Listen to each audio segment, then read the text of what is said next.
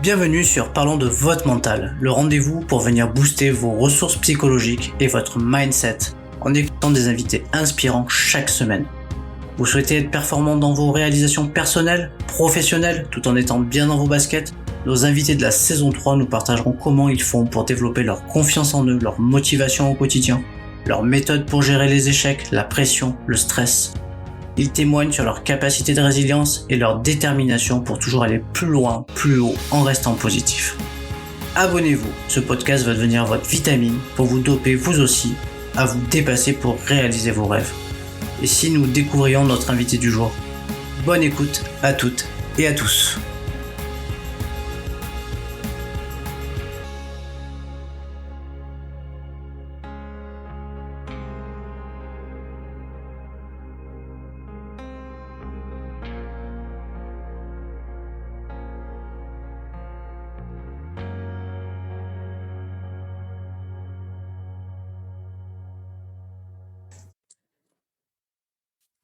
Bienvenue toutes et à tous sur un nouvel épisode, le 7e de la saison 3. Et j'ai le plaisir de recevoir dans l'émission aujourd'hui Jean-Marc Delorme. Bonjour Jean-Marc.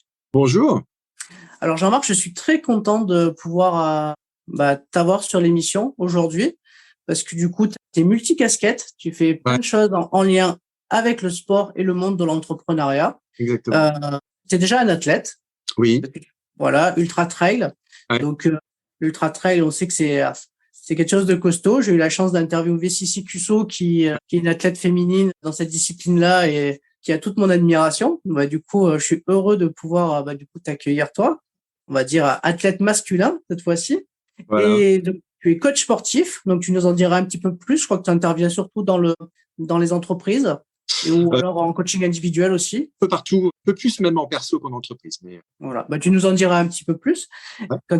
Et ensuite, tu as créé l'Entraîneur Paris, qui est donc du coup, tu es entrepreneur. Donc en fait, multicasquette. Exactement.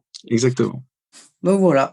Du coup, si tu veux, on va tout de suite un petit peu approfondir tes différentes casquettes. Comme ça, on va en savoir un petit peu plus sur toi. D'accord. Alors, sur l'entrepreneuriat, voilà, moi j'ai commencé. Alors, j'ai une carrière un petit peu atypique parce que au départ, je suis resté très longtemps mannequin, donc j'étais quand même très sportif, mais pas complètement dans ce milieu-là. Et puis, voilà, en 2004, j'ai passé les diplômes qui me manquaient de manière à pouvoir enseigner, à être coach. Voilà. Et puis, alors moi, j'ai toujours beaucoup travaillé, essayé d'apprendre le plus de choses, en tout cas. Sur l'entraînement, etc. Et puis ça s'est effectivement plutôt bien passé.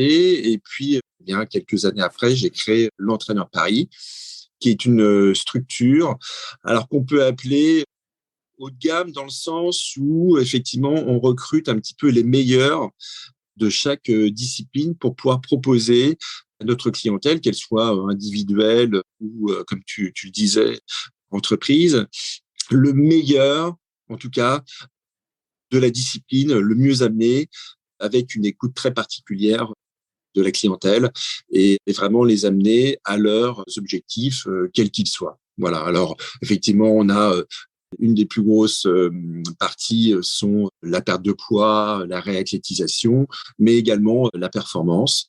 Et donc, voilà, on accompagne notre clientèle là-dessus, à tout niveau. Bon, premier volet. Premier volet. Alors, du coup, ensuite, toi aussi, tu es coach, il me semble. Alors, moi, toujours, ouais, un petit peu moins maintenant, mais parce qu'il faut quand même que je gère un petit peu tout ça. Mais oui, j'entraîne toujours, ouais, toujours avec plaisir, que j'ai, voilà, c'est une clientèle et que je prends plaisir à m'entraîner. L'ultra trail, ça fait toujours partie de tes, en tout cas de tes objectifs de l'année. Tu en fais plusieurs. Et plus que jamais, ouais. J'ai eu cette période effectivement de pandémie qui était assez difficile et je crois pour tout le monde. Il y a eu un manque de motivation, etc. Et puis l'année dernière, je me suis dit, bon allez, je venais de finir d'écrire mon deuxième ouvrage. Je me suis dit, j'ai envie de m'y remettre et bon, il a fallu beaucoup de volonté parce que c'était très très dur de s'y remettre. Après 2 ans d'absence. Et puis j'ai recommencé là avec la diagonale qui malheureusement je n'ai pas pu terminer parce que j'ai fait une chute. Mais là voilà, cette année je suis reparti avec beaucoup d'entraînement perso et des objectifs en ultra trail sur l'année 2023. Voilà. Voilà, pour les auditeurs, tu parles de la Diagonale des Fous sur l'île de la Réunion? Absolument. Oui, tout à fait. Voilà. Pardon. Oui, voilà. Et une des Voilà. courses les plus belles, mais aussi les plus exigeantes sur le circuit.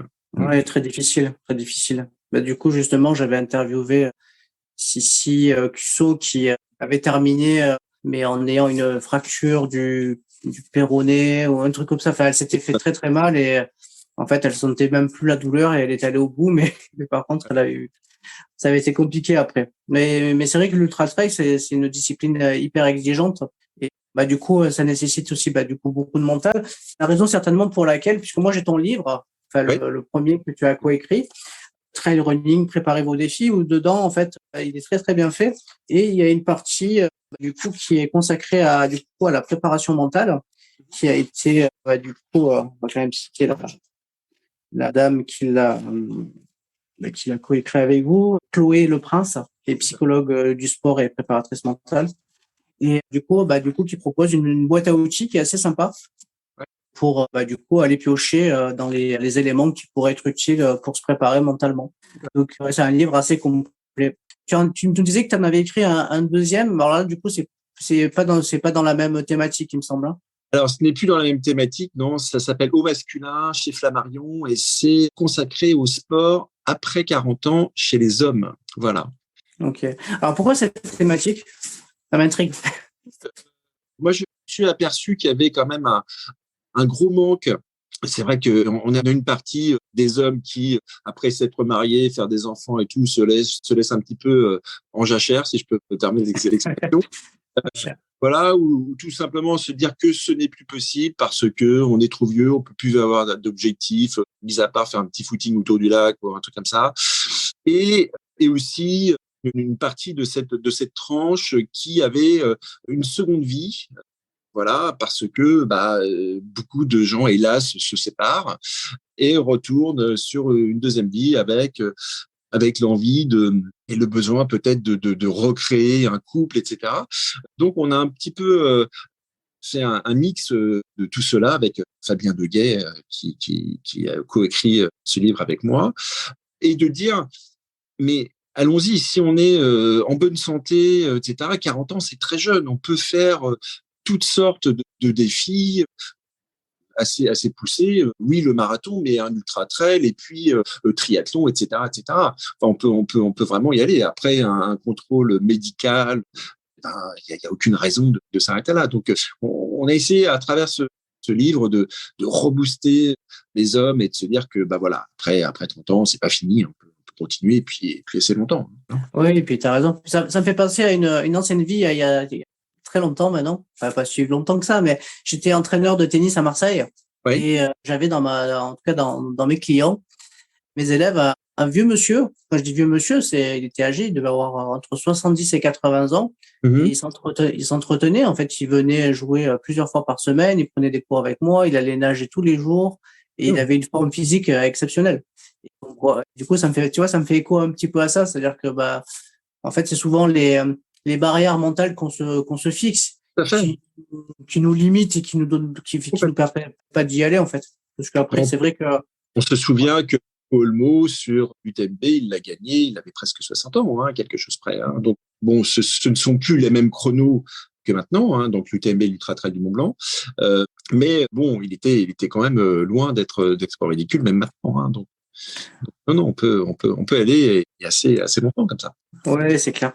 Puis voilà, puis après, moi, je suis assez admiratif de Mike Horn, tu vois. Donc, quand tu vois Mike Horn, qui est plus tout jeune non plus, il est quand même de faire des choses assez exceptionnelles, quoi. Donc, je pense qu'il faut un peu de volonté, de motivation pour y aller. Ok. Alors, le podcast commence toujours par un petit portrait chinois. Comme ça nous permet un petit peu d'avoir un peu du relief sur ta personnalité. Et ensuite, du coup, on parlera de mental, où on viendra un petit peu introspecter ton mental et tu viendras nous donner un petit peu ta vision sur certaines thématiques et éventuellement les conseils ou les méthodes que toi, tu utilises pour toi. D'accord, très bien. Alors, on commence par le petit portrait chinois couplé presque avec un petit portrait de Proust. Alors, si tu étais une couleur, Jean-Marc, quelle couleur serais-tu et pourquoi? Je serais noir, parce que black is right. Voilà pourquoi. Ok. Si tu devais être un livre, quel livre choisirais-tu? Quel livre Je ne sais pas parce que je lis beaucoup. J'adore ça. Quel livre je choisirais? J'en ai absolument aucune idée. Ou alors un livre qui t'a inspiré, qui t'a marqué. Il y a en tout cas un poème de Victor Hugo qui m'inspire au quotidien, qui s'appelle, je crois, je ne veux pas déformer le titre, mais c'est Ceux qui luttent, voilà, et qui décrit très bien, à la manière de Victor Hugo, qui est sublime, la vraie fibre de la vie, quoi, de ceux qui croient, de ceux qui ont envie. Voilà, et ça, c'est un poème que j'adore et qui est assez imagé et assez vrai pour moi. Voilà. Ouais. Ok. Le moment de la journée que tu préfères, c'est lequel? Alors, le jeu. Attends, excusez-moi, ce genre.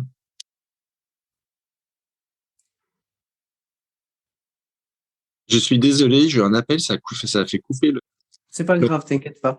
Pas de souci. Du coup, je te disais, le moment de la journée que tu préfères, c'est lequel? C'est le matin, très clairement. J'aime, voilà, me lever assez tôt. Je me lève assez tôt d'ailleurs, et de me dire, bah voilà, qu'est-ce que je vais faire aujourd'hui, comment ça va se passer, etc., etc. Alors, assez tôt, c'est quoi? Parce que c'est très variable. Tous les matins vers 6 heures. Ouais. Ok. Mm. Si tu étais une qualité, quelle qualité serais-tu? Quelle qualité je serais? La persévérance.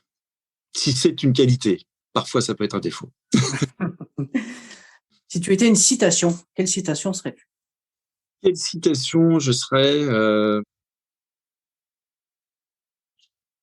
J'ai envie de dire quelque chose d'assez basique, mais assez vrai dans le sport. Je dirais force et honneur. Ah, ça me fait penser à Gladiator. Ça, c'est voilà. Mais c'est pas mal. Ah, Gladiator. Génial ce film. Mais c'est vrai, ça fait penser, c'est ça, les gladiateurs qui s'entraînent, qui vont au combat dans l'arène et tout, Ouais. qui surmontent plein d'épreuves. Ouais, ça me fait penser à ça. Ton principal trait de caractère, ça serait lequel? Mon principal trait de caractère, ce serait que je ne lâche jamais. Ouais, je peux avoir des retours en arrière, mais je perds jamais l'objectif. C'est-à-dire que je reste très attaché à ce que je veux faire. Et j'abandonne pas. Voilà. Si tu étais une musique, quelle musique serais-tu? Je serais, je serais une musique classique le matin, un rap le midi et un rock le soir. Allez, est-ce que tu écoutes des podcasts? Ouais, ça m'arrive. Ouais. Si tu devais en citer un que tu écoutes régulièrement, ça serait lequel? Alors, pas régulièrement, et je serais assez nul pour te donner les titres. Des fois, je tombe dessus. Voilà. Je ne saurais pas dire qui ou quoi, mais voilà, ça m'arrive de tomber dessus. Ouais, ouais. Ok. Bon, tu pourras dire, parlons de votre mental maintenant. Voilà, exactement. Exactement. Allez. Alors, sans citer du coup l'ultra trail qui est certainement ton sport de prédilection, si tu devais choisir une autre activité sportive, ça serait laquelle? Ce sera le vélo. Ouais, je suis ancien cycliste et ce sera le vélo. Ouais, j'aime beaucoup le vélo et je m'en sers beaucoup pour l'entraînement croisé. Voilà, donc ce serait vraiment ça. J'aime beaucoup le vélo. Ok, bah écoute, on vient de finir notre partie warm-up, échauffement avant de rentrer. Voilà, tu vois, comme t'es coach, tu sais que la première partie, l'échauffement, elle est importante pour pouvoir se conditionner à rentrer dans la séance. Ben là, nous, on va rentrer là, du coup, dans notre thématique. On va revenir un petit peu déjà sur ton parcours. Qu'est-ce qui t'inspire, ton parcours à ce jour? Il m'inspire la surprise à chaque fois. J'ai jamais eu quelque chose vraiment de tracé parce que j'ai commencé, j'étais en droit. Bon, après, mon papa est mort. J'ai bifurqué sur le mannequinat. Je suis revenu sur le sport. Donc beaucoup de surprises et ce qui me motive beaucoup d'ailleurs. J'ai beaucoup de mal avec les itinéraires tracés, définis. C'est très angoissant. Et avec le recul, de quoi tu es le plus satisfait? Je suis satisfait d'avoir réussi à tenir la barre en toutes circonstances. Voilà. Et d'avoir réussi à ne pas rentrer dans le mensonge et à être vrai avec moi-même. De pas me dire, bon, oui, enfin, d'ailleurs, de la vie d'étudiant jusqu'à maintenant, à me dire, voilà, non, mais il faut que je fasse médecin parce que c'est bien, ou il faut que, voilà. Je suis toujours resté, en contact avec moi-même. Et, et ça, j'en suis, ouais, c'est vraiment, c'est ce dont je suis le plus fier. De ne pas me mentir à moi-même et d'être resté fidèle à moi-même. Être authentique Exactement. avec soi, c'est important, hein, c'est important. Ah bah oui, sinon on va directement sur des mauvais choix. Si je te dis la phrase rendre possible l'impossible, est-ce qu'elle fait écho à ton parcours? Non, non, parce que je pense, et c'est très, très important de se le dire, on peut se dire quelque chose va être compliqué. Je suis pas sûr d'y arriver. C'est un peu ça qui donne l'engouement, le piment sur telle ou telle aventure. Mais si c'est impossible, c'est impossible. Voilà. Alors, et je pense que c'est très important de faire attention à ça, parce qu'il y a effectivement des défis, des choix qui, pour telle ou telle personne, sur tel ou tel sujet, ne seront pas possibles. Et c'est important d'avoir cette objectivité et de se dire, bien ça, je ne peux pas, c'est pas grave, mais je ne peux pas le faire. En revanche, tout ce qui est défi, on se dit, ouf, ça va être très compliqué, ça va pas être facile. J'ai beaucoup de chances de pas y arriver, mais je peux y arriver. Et ça, pour moi, c'est une grosse différence entre les deux. Ok. Allez, on parle de mental. Première question. Le mental, ce mot-là, qu'on entend si souvent, quelle définition tu pourrais y mettre? Ta définition à toi. Ma définition du mental est une capacité à accompagner des choix. Je veux dire par là que on ne peut pas réussir qu'avec le mental, mais on ne peut pas réussir sans mental. Donc c'est vraiment quelque chose qui se joint des capacités, à des envies, à tout ça. Voilà, donc moi je le situe comme ça, le mental. Mais on ne peut pas dire, c'est comme quand quelqu'un va dire je termine la course mentale. C'est pas très vrai. En fait. C'est-à-dire que si on n'a pas le physique qui va avec, ça ne fonctionnera pas. Donc c'est quelque chose qui accompagne une action, une décision, un choix. Voilà, pour moi c'est ça. Est-ce que toi, tu te prépares mentalement? Oui, oui, je me prépare mentalement. Alors, bon, mécaniquement, si on parle de la mécanique, moi j'utilise beaucoup la projection, que ce soit d'un point de vue entrepreneurial ou d'un point de vue sportif. J'essaye de m'imaginer dans un sas de course, dans une portion de course que je connais, bon, qui ne se passera pas du tout comme on l'a prévu, hein, bien sûr, mais voilà, de m'imaginer comment ça pourrait être. Et ça, je conseille à tout le monde parce que on va pouvoir déceler des choses qui peuvent être des pépins, qui peuvent être tout simplement sur un projet de se dire, bah voilà, tiens, si je faisais ça, voilà, donc je m'y mets, si je faisais ça, bon, j'aurais différentes possibilités. Et puis, parfois, on va trouver des choses qui, en fait, de facto, collent pas vraiment, en fait. Donc voilà. Et puis, d'un point de vue sportif, on va pouvoir, bien sûr, se dire, bon, bah voilà, là, je me projette, ah non, mais tiens, j'ai oublié ça, il faudrait que je refasse ça, voilà. Et même si ça se passe pas comme prévu, parce que ça ne se passera jamais comme prévu, eh bien, c'est très important. La projection me semble très importante. Voilà. Dans la préparation. Ok. On va parler de la confiance, de ta confiance. Ouais. Est-ce que toi, ta confiance, tu l'as… Alors, il y a dans mes invités, il y en a qui ont déjà confiance dès le départ. Il y en a, la confiance se construit avec le temps et les expériences. Toi, tu es dans quel profil? Alors moi, j'ai aucune confiance. J'ai aucune confiance, mais je sais, comment dire, je sais comment transformer l'essai. C'est-à-dire que lorsque j'ai vu pour la première fois l'UTMB, hein, l'Ultra Trail du Mont Blanc, c'était dans les premières éditions, je vois le truc, je me dis, mais c'est incroyable. Jamais je pourrais faire quelque chose comme ça. Et en fait, à partir du moment où je me dis, jamais je vais pouvoir le faire, c'est le début de la première marche. C'est-à-dire que après, je vais commencer à plus m'intéresser au truc. Je me dis, bon, finalement, il y a ça qui est possible, ça c'est bien, ta.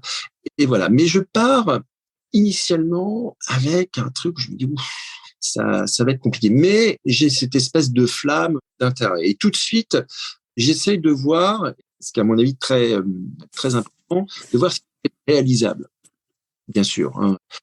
Et à partir du moment où je vois que c'est réalisable, la confiance grandit et m'accompagne dans mon raisonnement. Mais j'ai pas d'entrée de jeu une confiance en me disant bon, ça, pas de problème. Bon, évidemment, avec l'âge, avec les expériences, il y a des choses sur lesquelles j'ai plus confiance que d'autres. Mais la confiance peut être hyper dangereuse selon mon point de vue. Donc, il faut se dire ouais, ça me semble possible, ça me semble faisable. Mais on y va à tâtons. Voilà. Enfin, en tout cas, moi, c'est ma manière de. Puis je pense que comme tous les athlètes d'ultra trail, de toute manière, oui, comment dire, on sait que le chemin il est long pour arriver à la fin, donc on est prudent malgré tout. Exactement. Même si on a confiance dans ses capacités physiques, on n'est pas à l'abri d'une chute, d'un pépin, d'un truc, d'un coup de fatigue à un moment donné. Donc il faut être bien préparé. Autre question qui est souvent intéressante, quel est ton positionnement par rapport au droit à l'erreur, droit à l'échec?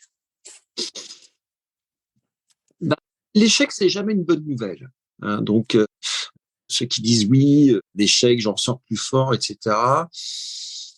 Je suis assez mitigé là-dessus parce qu'il y a des échecs effectivement qui apportent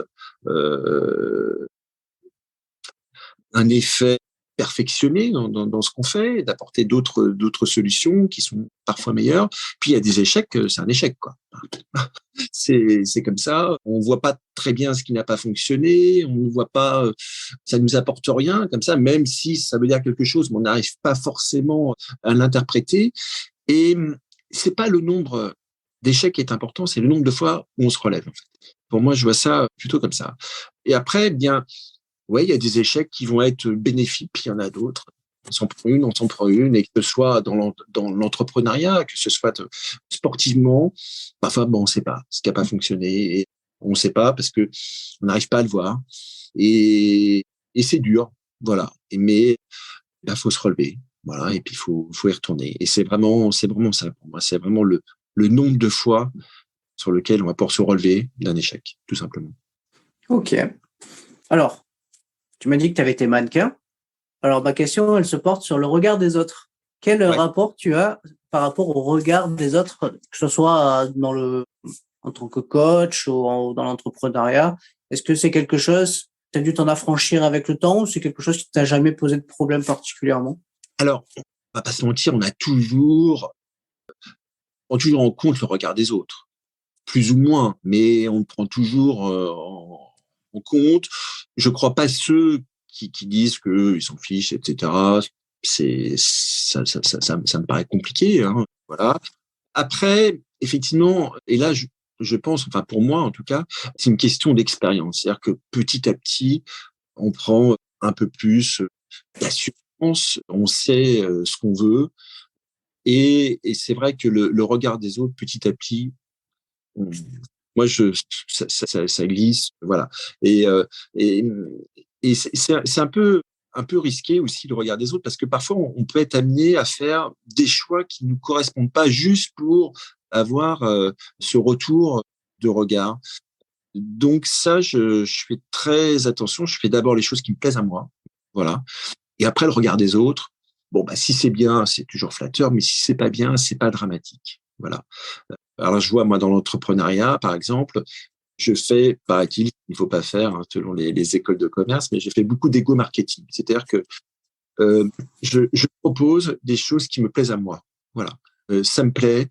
Voilà, par exemple, on a différents concepts au sein de l'entraîneur Paris parce que moi, je trouve ça bien. Voilà.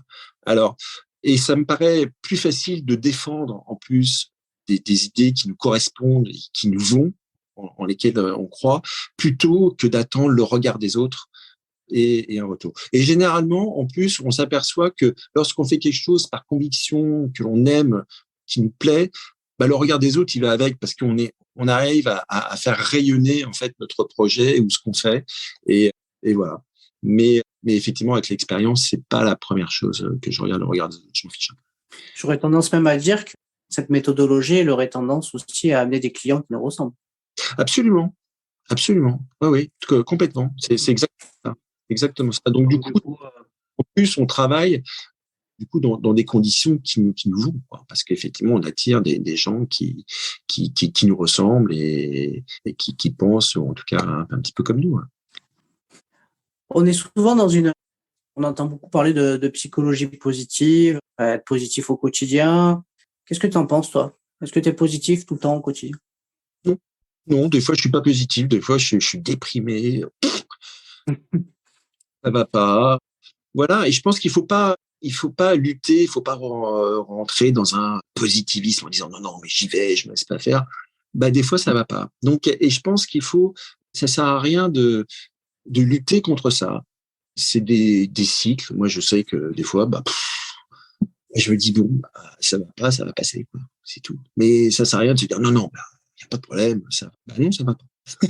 donc, euh, donc, après, être positif, de se dire bon, de relativiser les choses, de se dire bon là globalement, bon personnellement ça va pas mal, l'entrepreneuriat ça va pas mal, sportivement ça va pas mal. Bon, aujourd'hui j'ai la tête dans le seau, ça va passer, voilà. Mais c'est plutôt d'avoir un positivisme global sur l'ensemble de sa vie plutôt que en fragment, de se dire alors aujourd'hui faut que je sois positif alors qu'on est complètement down, quoi. Donc il faut l'accepter. Enfin en tout cas moi je l'accepte. Ok. On va parler de motivation. Quels sont les trucs qui te motivent, toi, en tout cas pour booster tes journées ou tes projets? Alors, moi déjà, il faut que ce soit des choses que j'ai envie de faire. Ça rejoint un petit peu la précédente question. Voilà, j'évite vraiment ce qui m'est pénible. Voilà, alors si les choses un peu plus pénibles, j'essaie de les déléguer, tout simplement. Voilà, puis j'essaye de faire effectivement, de répartir ma journée avec des choses que j'ai envie de faire, plus qu'avec des choses qui me barbent, quoi. Voilà, tout simplement. Et alors c'est pas évident à faire, mais il faut pouvoir l'organiser et pouvoir déléguer, c'est pas mal quand on a la chance de pouvoir le faire. Moi, j'arrive à faire ça. Puis voilà, puis garder une certaine proportion dans la journée de faire des choses qui sont plus sympas plutôt que des autres qui sont un peu plus barbantes. Voilà, c'est ça. Alors, souvent dans le sport, on, on élabore des plans, hein, des plans d'entraînement, voilà, pour amener à un résultat. Dans l'entrepreneuriat, il y en a qui font des plans aussi. Mmh. Est-ce que toi, tu penses qu'il faut avoir un plan pour réussir? Ah oui, c'est obligatoire. Oui, ça c'est une des choses qui est qui n'est pas la plus fun, hein, parce que du coup, on doit se tenir à quelque chose, mais c'est obligatoire. Oui, la rigueur, l'organisation, c'est obligatoire. Et je ne vois pas comment on peut, soit même que ce soit sportivement ou dans l'entrepreneuriat, s'en sortir sans plan. Ça me semble impossible, réellement. Ok. Comment tu fais les transferts, toi, entre le sport et l'entrepreneuriat, dans l'organisation, dans les plans? Est-ce que c'est la même chose que... Oui, c'est la même chose. Oui, pour moi, c'est la même chose. C'est toujours bordé de défis, d'organisation, comme on vient de dire. Voilà, surtout qu'on combine les deux, il faut une grosse organisation. Il faut vraiment que ce soit. Mais c'est la même chose. Pour moi, c'est exactement la même chose. Je n'ai pas l'impression de faire. Bon, effectivement, il y en a une qui est un peu plus physique, l'autre un peu plus intellectuelle, mais j'ai pas l'impression de faire des choses qui sont antinomiques. C'est vraiment, je fais la même chose, en fait. On va parler de la gestion des émotions. Alors, est-ce qu'il t'est déjà arrivé d'avoir à gérer du stress ou une forte pression? Et si oui, comment tu fais pour du coup la gérer au mieux, quoi? Parce que souvent c'est pas si simple. Alors, ça a été un gros souci pour moi, ça, parce que je suis d'un naturel très stressé et ça a été vraiment compliqué. Voilà. Après, j'avoue, j'ai réussi avec les années un peu tardivement, j'avoue, mais à trouver des petits tips pour essayer de m'en sortir, de pas me faire submerger. Et en fait, c'est d'être plutôt à jour sur ce qu'il y a à faire. Et ça me réduit considérablement le stress. Voilà. Donc, que ça soit au niveau du travail ou au niveau sportif, de ne pas me faire déborder par, par des choses qui arrivent, être en retard sur un objectif, tout ça. Donc ça, maintenant, je fais très attention à ça. C'est une de mes priorités, c'est-à-dire que ce soit bien organisé, voilà, et que je me retrouve pas en buté à me dire, oh là là, ça je l'ai pas fait. Voilà, ça me stresse beaucoup. Euh, et là, du coup, j'arrive de plus en plus à gérer ça émotionnellement. Voilà. Après, il faut faire aussi attention. J'ai besoin de ce stress, moi. C'est-à-dire que si j'arrive sur le départ d'une course et que je suis pas un minimum stressé, il ne va rien se passer, quoi. Donc, j'ai besoin quand même de cette dose de stress, de me dire, voilà, faut y aller. Voilà, c'est quand même important. Ça, c'est plutôt le stress, c'est le stress positif, le stress qui active ça, qui pulse. Après, il y a l'autre stress qui est un peu plus, comment dire, qui est plus, comment dire ça, qui est plus perturbateur dans le sens où il peut paralyser, ne pas prendre les bonnes décisions parce qu'on ne sait pas trop où on va. Donc, c'est celui-là qui est souvent compliqué à gérer, quoi. Voilà. Moi, après, ce que je conseille de faire, c'est souvent de prendre de la hauteur, un peu comme une montgolfière, de couper un peu les sacs, prendre de la hauteur et puis redescendre après pour voilà. Oui, et puis relativiser ce qui peut nous arriver, c'est-à-dire qu'effectivement, ça sert à rien de se stresser, de se rendre malade pour un truc où on risque quelque chose d'assez bénin. Voilà, il faut essayer de faire. Ok. On va parler un peu de la thématique de la concentration. Donc, ça tombe bien parce que du coup, l'ultra trail, c'est quand même une longue course, exigeante et tout. Comment on fait pour optimiser sa concentration sur des longues courses comme ça? Alors moi, je le vois toujours par étapes, comme beaucoup, hein, d'ailleurs, j'ai inventé, hein, mais bon, je vois par habitude. C'est-à-dire, je me dis, bon, il y a une première course qui est à 15 km.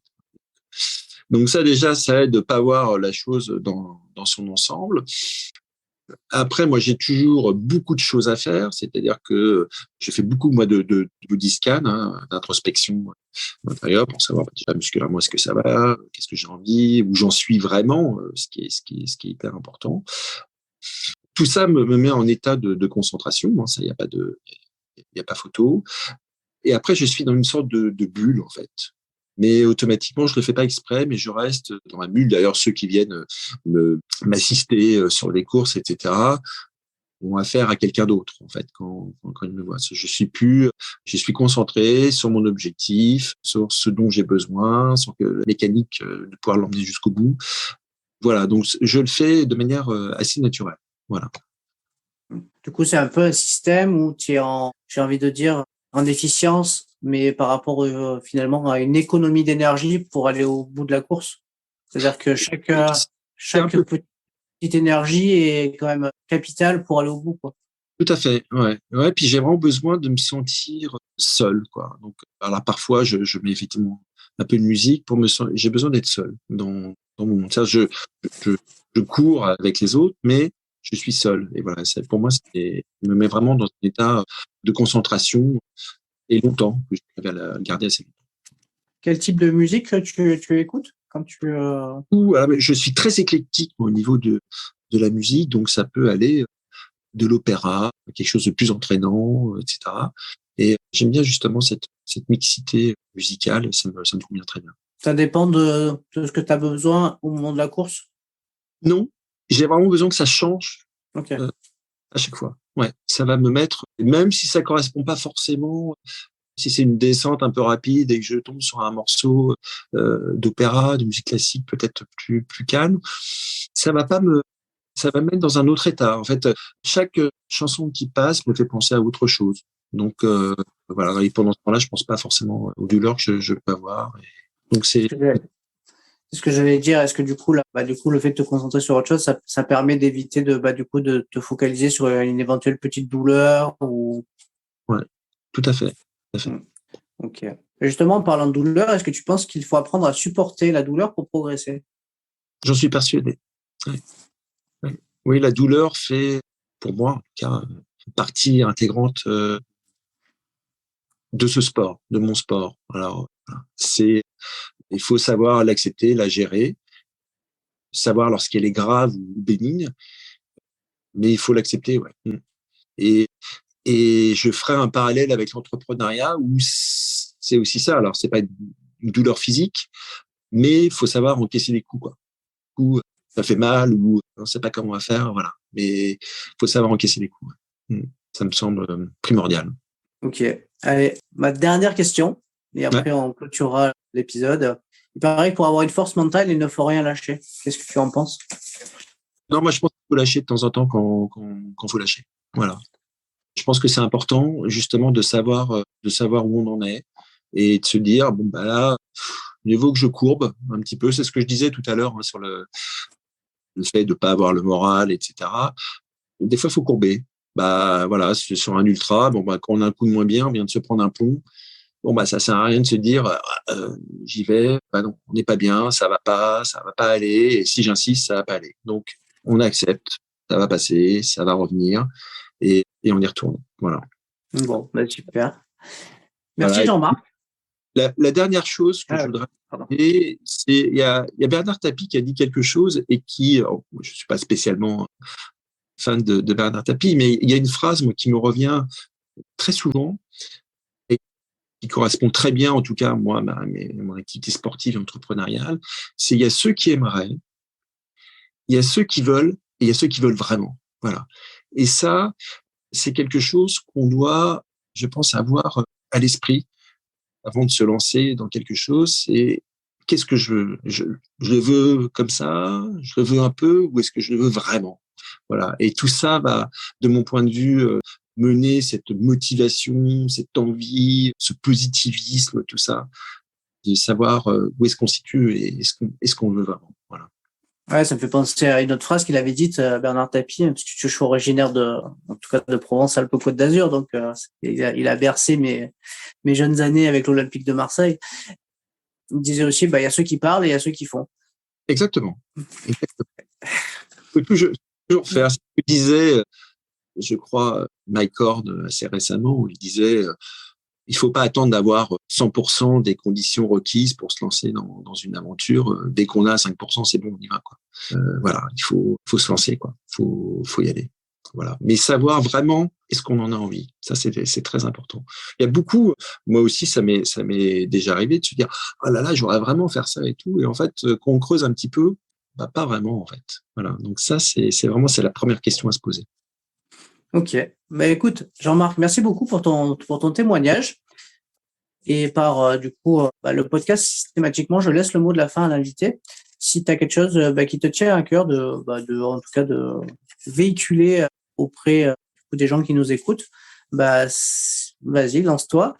Et après, n'hésite pas à nous donner un petit peu les endroits où on peut venir voir un peu tes activités, éventuellement te contacter si quelqu'un a envie de prendre attache avec toi.